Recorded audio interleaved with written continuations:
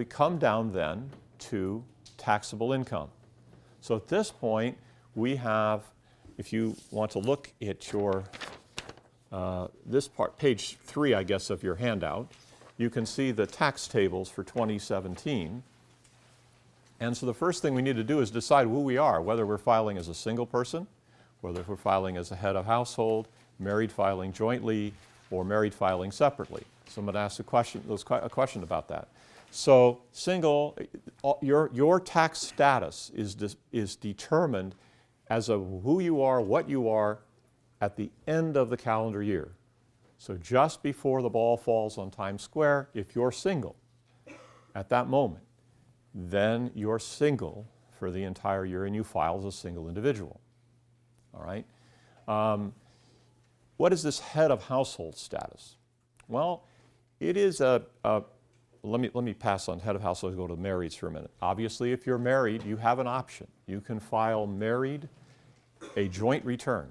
So you two people are filing one return together and reporting all of their income and all of their deductions and everything else on the one return, and then taking that taxable income to this married filing jointly table, or they can file as two separate individuals using the married filing separately table. Not single, this is not a chance for you to use this is the table you must use. You can't use the single table. If you are in fact married on the last day of the year, that's your other option, to marry filing separately. And if you look at these tables, you can see that the joint table is a little more generous, quite a bit more generous than the.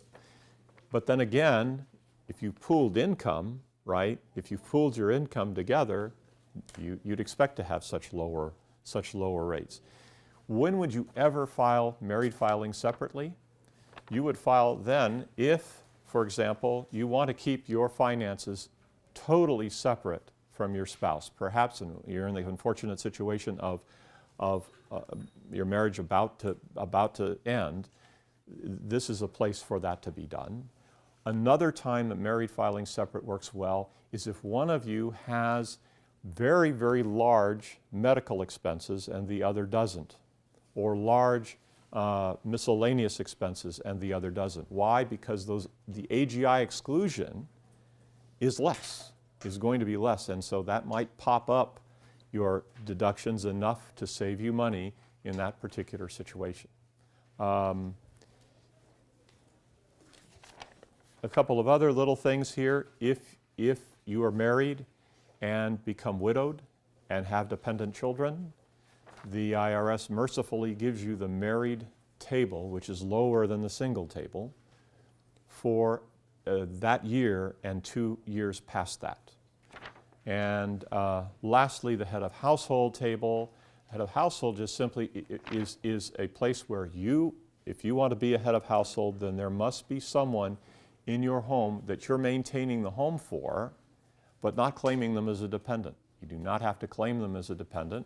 You can claim them. You can claim a person as a dependent. So what are the examples of this? Again, this might be the case of a single mom or a single dad with a child, and so that would make them a head of household, which again, as you look at this, the head of household rates are slightly better than the single rates.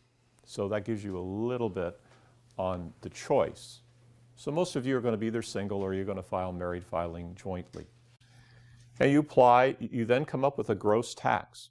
The gross tax is just computed. If you notice, these tables are what we call progressive. That is to say, the higher amount of income, the higher the rate goes.